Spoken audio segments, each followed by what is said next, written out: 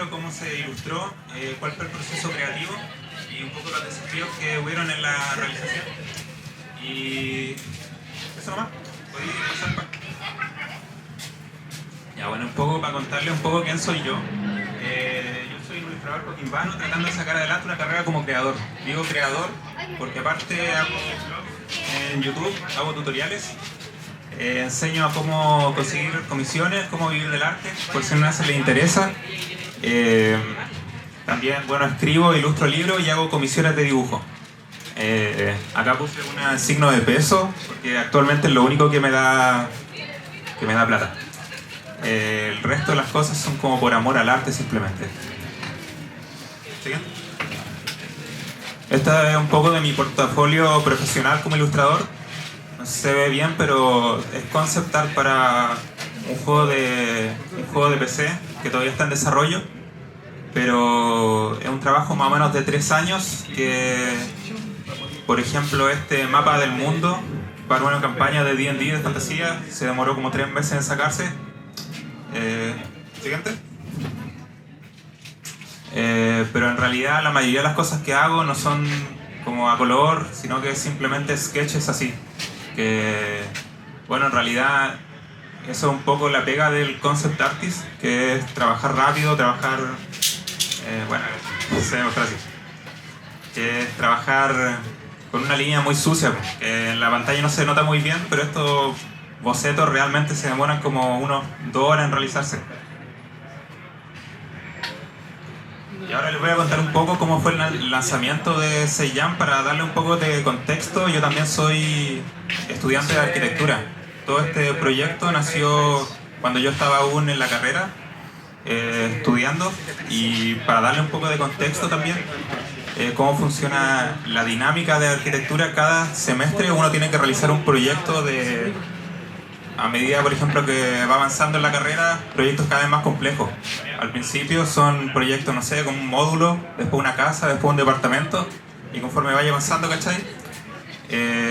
Se espera que cuando llegué a taller 10 tengáis que hacer un edificio bien complejo, como por ejemplo un hospital, un puerto, una cosa así. Y eso, siguiente. Así que en ese taller en específico, en taller 10, la idea era que hiciéramos un proyecto en la comuna de Liguera. ¿Alguien es de Liguera de casualidad? ¿Nadie? Nadie. Pero en realidad, pero han ido, supongo, pues Punta de Choro, Chañaral de Seituno, yo creo que cachan por allá. Y la cosa es que a mí también me gusta mucho la historia. Así que me puse a buscar qué había antes de las personas que habitan acá. Y vi naturalmente con el pueblo chango, que eran los antiguos habitantes de estas costas. Y fue bien fome, la verdad, porque la mayoría de los datos históricos que cuentan de ellos los tratan de manera súper mal. Dicen que son miserables, pobres, gente bruta. Los españoles constantemente los comparaban con la contraparte del interior, con los dieguitas, con los atacameños, con los incas, y decían que ellos tenían una estructura social muy compleja y en cambio los changos andaban desnudos. Y honestamente cuando uno lee esas cosas se lo cree, pero a medida que fui investigando yo dije, ¿cómo esto va a ser toda la verdad que hay de este pueblo? Y todo cambió cuando me enteré que estas personas aparentemente brutas, aparentemente despojadas de cualquier tipo de inteligencia, lograban cazar ballenas en estas balsas que eran como de 1,80 m básicamente. Y era, bueno, por mucho que uno como le pueda dar pena quizás, yo por ejemplo considero que las ballenas son animales sintientes, súper inteligentes, y deben sentir un dolor terrible al ser apuñaladas por arpones. Eso no quita el hecho de que yo pueda admirar la valentía que requiere pararse, ¿cachai? Frente a estos monstruos, que no sé si podemos pasar a la siguiente diapo. Y acá hay una comparación del tamaño de un ser humano junto con un montón de animales marinos, que todo esto los cazaba el pueblo chango. Serían las ballenas azules, los cachalotes, y bueno, eso fue como lo que cambió mi perspectiva de este pueblo, pues. y los dejara de considerar como lo consideraba la historia, como gente pobre, gente miserable. Así que seguí investigando porque no me quería quedar con esta idea. Y no sé si conocen la Quebrada del Medano. ¿Alguien de acá? ¿Usted la conoce? Sí. Es básicamente un sitio arqueológico muy valioso. Es como un río que baja de la cordillera, llega hasta el mar, y acá hay muchas pictografías que nos dan una idea de cómo era el estilo de vida de estas personas que vieron acá hace miles de años. Y es bien interesante. Hay escenas de casa, hay escenas de vida cotidiana, y algo interesante que no se aprecia muy bien, pero en todas las ilustraciones, porque ellos también eran dibujantes. Yo creo que este era como el primer frijol mágico que se hizo en la historia, en la Quebrada del Medano. Todos se dibujaban con cachitos en la frente, como si fueran conejitos. Es como igual como algo muy icónico del pueblo chango. Y si se dan cuenta, es por estas cosas de acá. Son diademas de pluma. Son una cosa, una especie de gorro que se ponen en la frente, y era parte vital de su identidad como pueblo.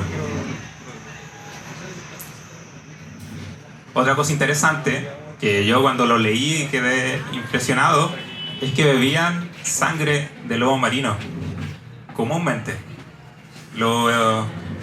Las personas pensaban que era porque les faltaba agua. Yo creo que ellos, por ejemplo el Reginaldo de Lizarraga, creo que se llamaba este tipo, no podía comprender con su mentalidad europea que alguien conscientemente viviera así.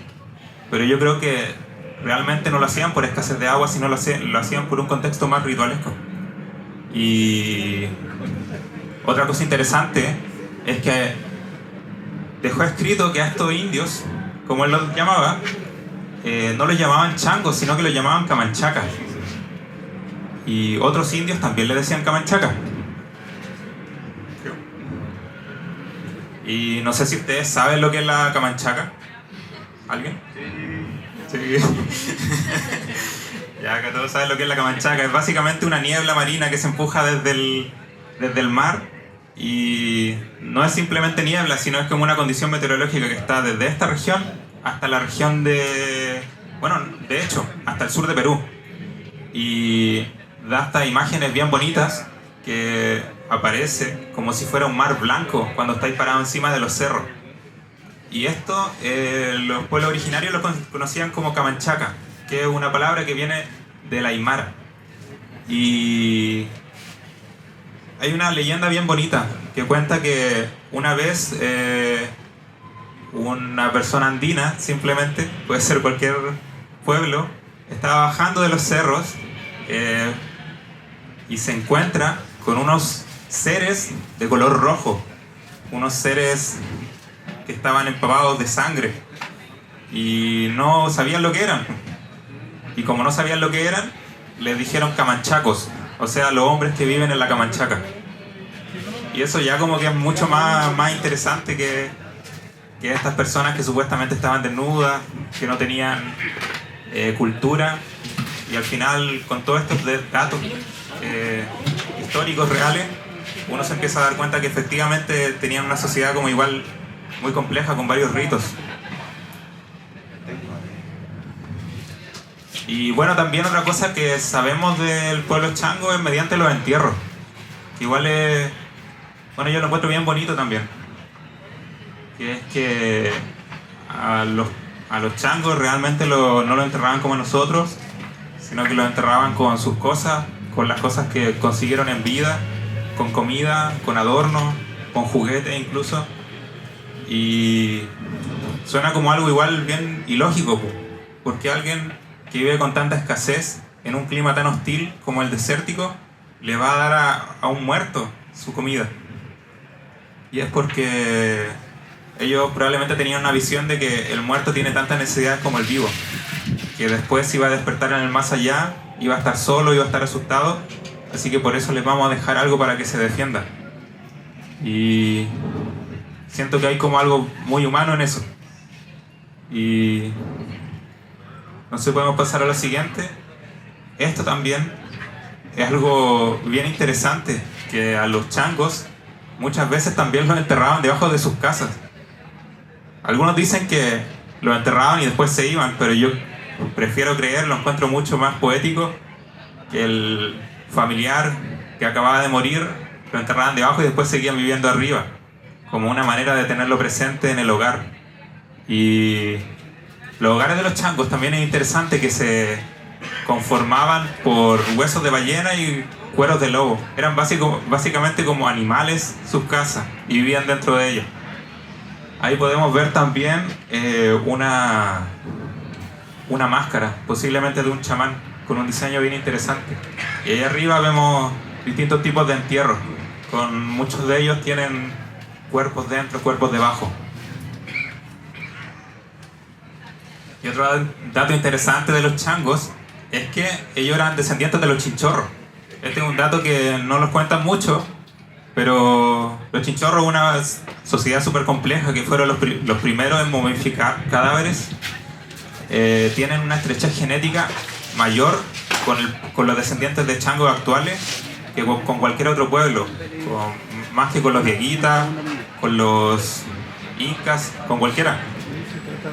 Y eso de ahí, por si acaso, es la tumba del Choluto. Es un chamán probablemente, que fue enterrado hace miles de años. Y lo enterraron con una especie de madera por la que está viendo otra vez. Y no se sabe qué es ese objeto realmente. Pero despierta un montón de misterio, un montón de leyendas. Y bueno, con toda esta información, yo me puse a dibujar, me puse a ilustrar, me inspiró harto, así que hice harta escena.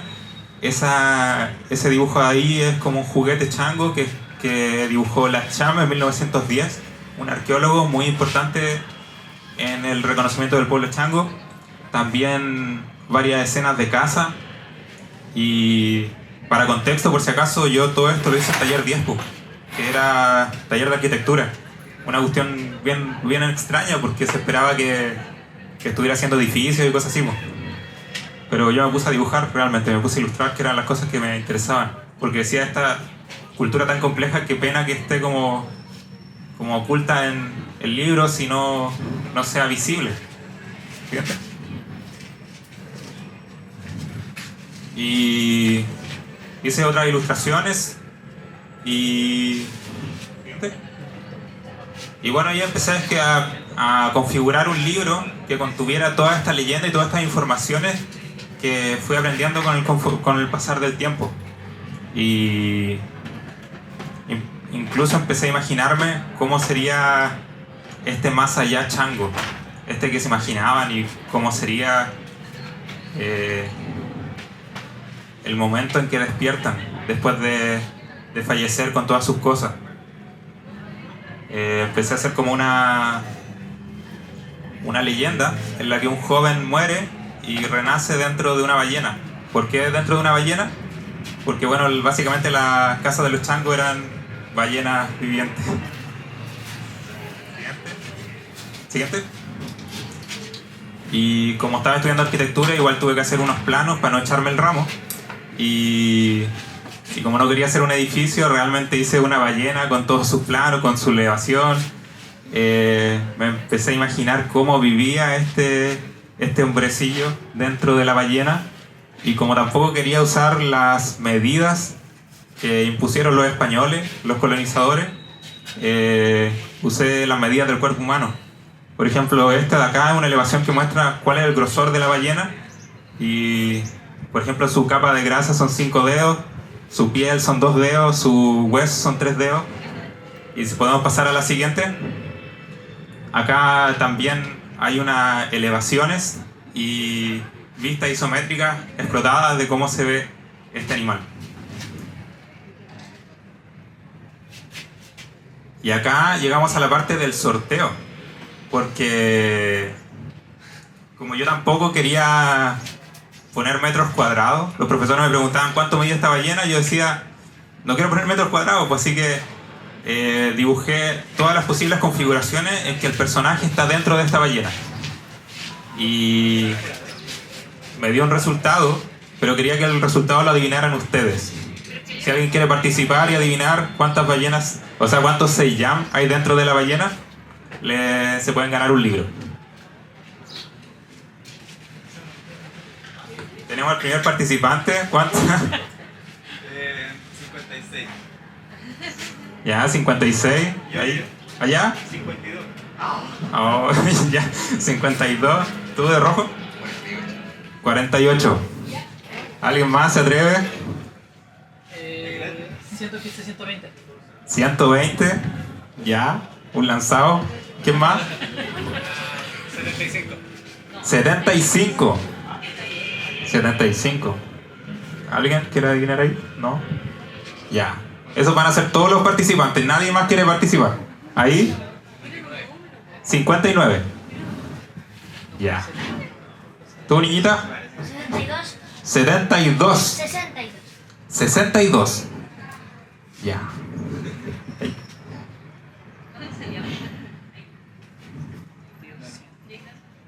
Tú de rulos y la niñita se acercaron mucho.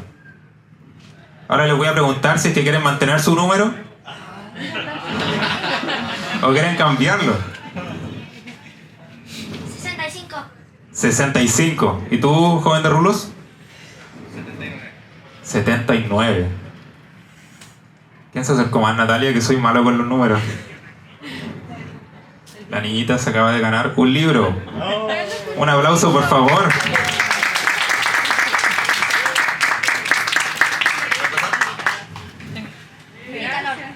Ahí está, que lo disfrutes.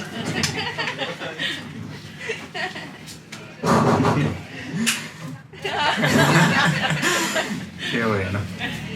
Efectivamente estabais súper cerca porque habían 67 seiyames dentro de la ballena. Ya, y sabéis que te voy a dar una a ti también porque te acercaste caleta.